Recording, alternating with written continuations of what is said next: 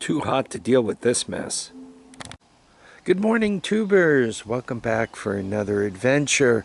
Hot as the dickens. I need something I could work on in the shade, and it looks like this 300EX should provide that opportunity.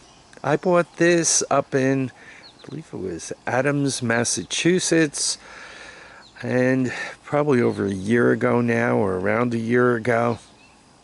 Let it go deal, I believe. And I think when I first got it, I managed to get it running, but I was busy with other things, so I didn't get all that far with it. I kind of got it running and pushed it out back here, and that's where it sat. What I'd like to do today is figure out if this thing has any life in it. Unfortunately, when they sit outside in the buckwheat, they have a tendency to get weather seized and develop some other problems. This one, the tires look halfway decent and all. I'm hoping it's a roller and a fixable and something that we could use. So let's move it over to the garage and take a good look at it. Here we are, out with the old. This is why I'm so fussy about them being rollers. So here we have it. And passed the first test. It rolled here.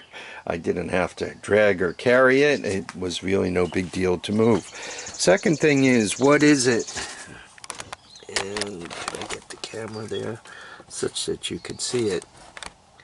It is a 1998 TRX300EX, and it has a serial number, so it pays to work on it. A VIN number, all good things. Tires. Not only are they decent, but they all seem to have air in them. So we got a whole load of pluses coming up. From a cosmetic point of view, it is butt ugly. It is just one ugly all-terrain vehicle. What do you think of that exhaust system? Melted right through the plastic on that side. So it does have a few issues. Once again, I'm not sure what that exhaust is off of, what transpired with the plastic. Looks like the plastic was running at the right angle, so that exhaust must not be correct, or it wasn't installed correctly, and it melted right through the plastic. So, hey, you win some, you lose most. From a wheel point of view, aluminum, I think that's just painted metal. No, it's aluminum also, but it's not looking very good. If I'm recalling the story properly on this thing, oh, one more thing, it's from Florida. Off-road vehicle, Florida. Last time it was registered was something like 07. It had somebody's name on there. I didn't want to be publishing names without asking any, or without permission. Now, I'm trying to recall what transpired exactly, you know, the story I was given when I bought this thing. And they indicated they were in the motor. And given that you got two different colors going on here, I believe that's true. It did come with the key. The spark plug wire was off of it, so that makes me think it didn't have spark, and I had to fire it up on the CDI box. I mean, well, figure it out. Normally, oh yeah, I have the pulsar wires disconnected, so I probably had to start it up on the CDI box. This thing must have a spark problem, which means we'll get to fix the ignition on this. This happens to be very complicated. It's one of those dual CDI things. I guess that's the headlight. Like that, it's a tractor. Anyway, it should be an interesting bike to work on. It has a very small exhaust system. And it's welded here. I'm wondering if that's kind of a hack job. Right? Though I think all the 300Xs I have in the Horde have some kind of aftermarket exhaust, so somebody played with them all, I think. Anyway, so let's roll it in and see what else is going on. Okay, let's see if this engine is seized up. They went with the Allen key instead of the slotted. Much big improvement. Yay, Honda. Probably what I'm gonna do is next moment I get, I'm gonna do a search on eBay to see if I could get more of these caps. I don't know if they exist aftermarket, but I want to put these on everything. Little 17mm action, and round it goes. Doesn't seem to have a lot of compression. I'm turning it in the correct direction, counterclockwise. You guys hear that slap? This is going to be another loud motor. Wow, it really doesn't have much compression. Spark plug is in there, so that's not a good sign. Hopefully the valves aren't all crusty, the intake valves. I should probably turn it over a bit, make sure the oil circulates. Maybe give it a squirt of oil down the spark plug hole. See if that compression comes up. Right, taking off the back plastic and seat. There's the release. Boy, what could go wrong with that? Talk about harpoon you in the leg.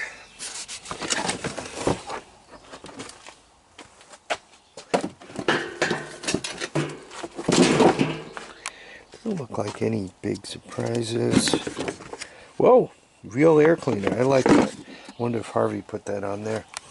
Looks like it's got the OEM carburetor.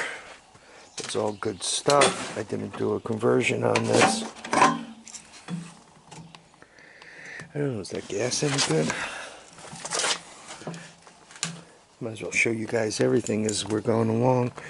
Wow, gas in the gas tank actually look halfway decent.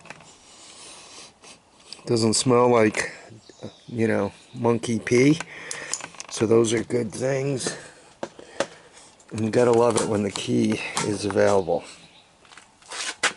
I think this was the one, as I was bringing it home, the lady cop asked me where it came from and so forth. Seeing this stuff pushed back, I must have tried to start it by jumping the battery and nothing happened. Looks like we got some homemade terminal action here. Not that one necessarily, but this one. Anyway, we'll keep digging. Who knows? Maybe this thing is a home run. I'm hoping, right? We know what we're going to be smelling once we fire it up. Okay, I smashed the jump box on here just to see what we got. And I know I'm in neutral because I rolled it in here, right? So we got like nothing anywhere. So that's test number one.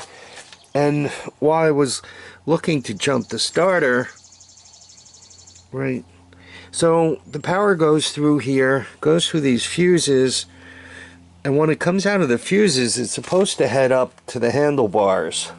And it looks like it ends here. Then if you look in the wire harness, one of these goes to this, and then it might be missing the other one, so it looks like a little piece of the wire harness may be missing.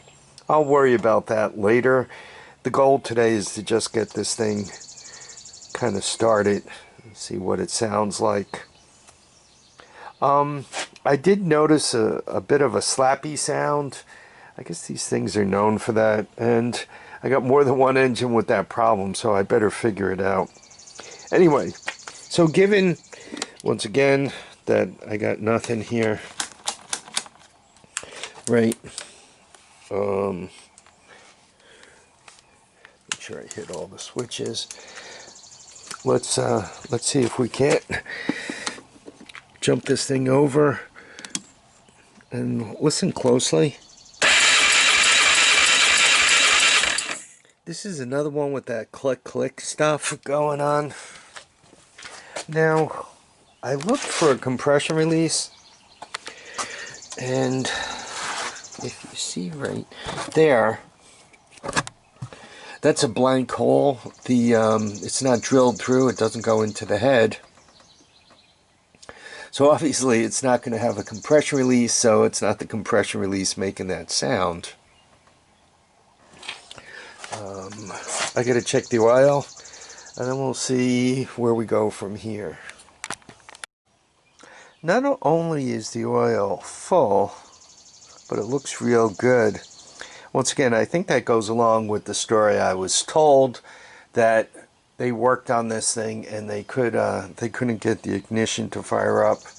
If they left out that little piece of wire harness, it definitely would never fire up. One always wants to pull the spark plug out and see what its story is. It's like, yo, what's with that? So I figured I must have got involved with some stuff here, but there is nothing around the spark plug hole, so to speak, right? So I don't know, did I drag my pet mouse out of there? It looks like it's got a complete exhaust, a complete system, mice, right?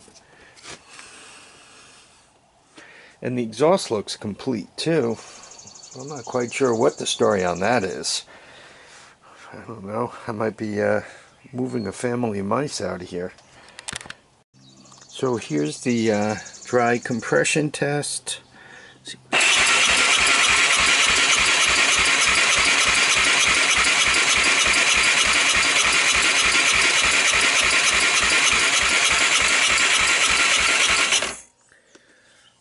Hmm. 65.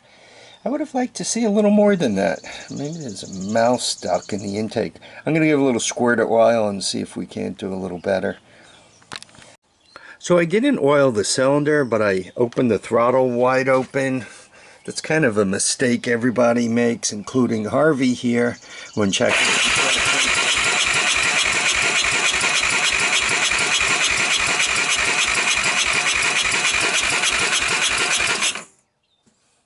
It came in, I don't know, what is that, about 80? I think that's good enough for this thing to start. So, especially if I oil it, I'm sure it'll be more than that. So I'm just going to pull the compression tester off. We'll put the plug back in. I don't know what kind of shape this carburetor's in, but it does have gas to it, and the gas is off. So I think I'm going to give it a shot with the gas and the carburetor the way it is. If it starts up, it saves a lot of work. Most of the time what they do is they flood and drip gas all over the floor, but we'll give it a shot. Hey, sometimes Harvey's lucky.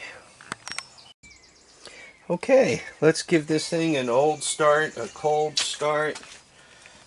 Right, jump box and portable CDI unit and cold start, right? See, nice and cold. And power on. I turned the gas on. It didn't flood. Choke. Power. And let's see what she does.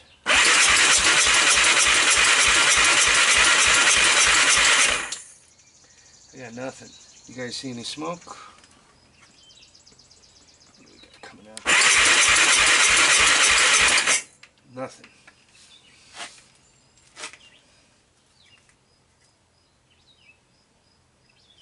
Okay, no choke.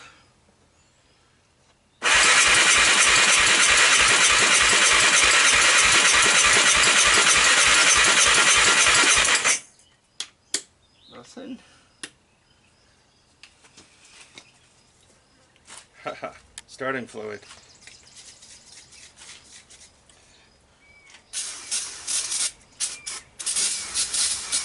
Remember, just a hoot'll do ya. And what do we got?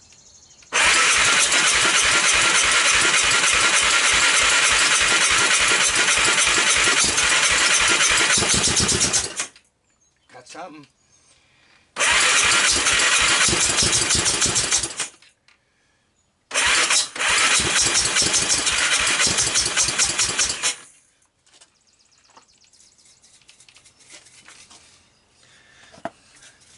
Let's give it a box of vapors.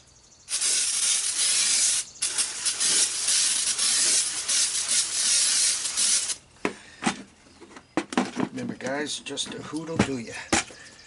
See if it likes that any better.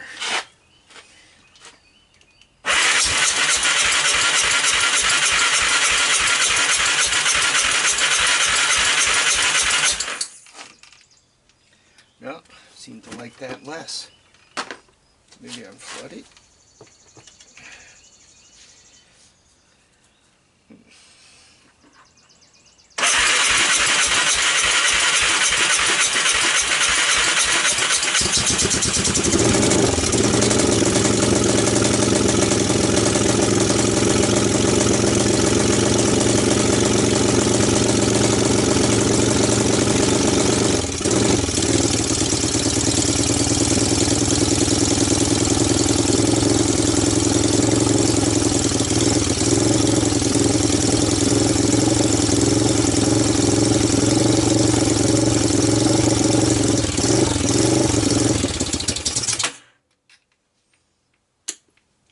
Well, it's acting like it's running real rich. Choke is off.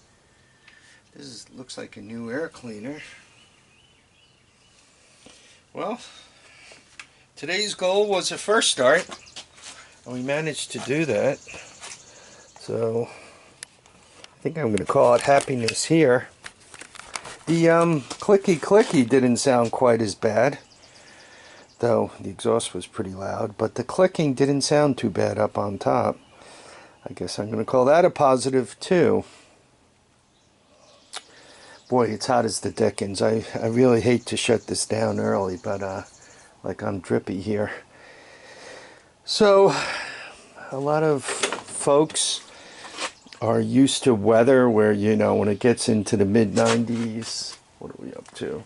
I guess in the shade, we're only up to 88. That one says 90, and I'm in the shade. So, anyway, I think I'm going to call this a wrap here. I have some other stuff I need to do. So, I want to thank everybody for dropping by to watch, comment, and subscribe.